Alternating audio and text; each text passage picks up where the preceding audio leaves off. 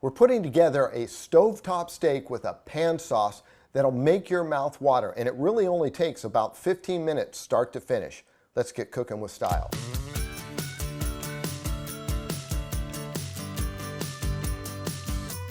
So to do a pan sauce for a steak, it doesn't really matter which steak you use. We just happen to be using a New York strip here. You could use a porterhouse, you could use a sirloin, whatever you'd like. So I'm going to heavily salt this on both sides, actually on all sides, just not on the two sides. And then we're going to take some coarse ground pepper. This is fresh, okay, and I'm putting a good amount on this because this is where all the flavor is going to come from. We won't have an open flame. I've got a pan already preheated and I'm using a hot oil. In other words, at least a canola, hopefully like a grapeseed. Don't use olive oil, it smokes too much.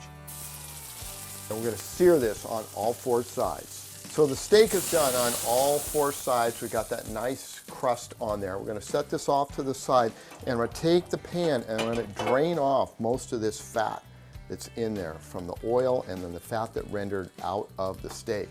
To this, I've got my heat on low. I'm going to add my shallots. We're going to saute these for about a minute, literally that little bit of time. Then comes the garlic and thyme.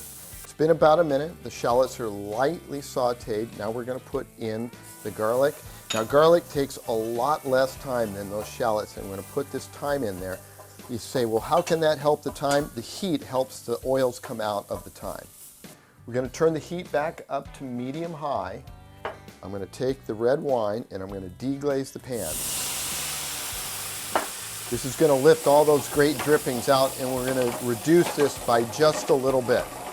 Almost done, just two more steps.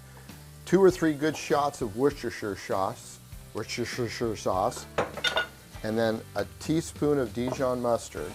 And we're going to incorporate this all in, and at the very end we'll go the butter. We're going to shut the heat off now, drop in our 3 tablespoons of butter, give it a little whisk around. We're going to head on over to the countertop and put this all together. Now the reason I put the butter in at the very end is because I want it to melt into the sauce, and that'll make it even that much more creamy. Let's get this steak sliced up. Now this is going to take a little bit, so I'm going to show you how to do one, and then we'll show you at the end what it looks like. We're cutting across the angle like that. As I cut across here, I open up the fibers of the meat, and that makes it more tender. I'll get this done and we'll show you how it looks. All right, there's the last one. What we're going to do is we're going to save this one at the end. I'll show you why here. And when we put it on the plate, we're going to turn it just a little bit so it kind of has a neat presentation. We'll take this last piece of meat and flip it over like so, and then I'm going to take the thyme, get it?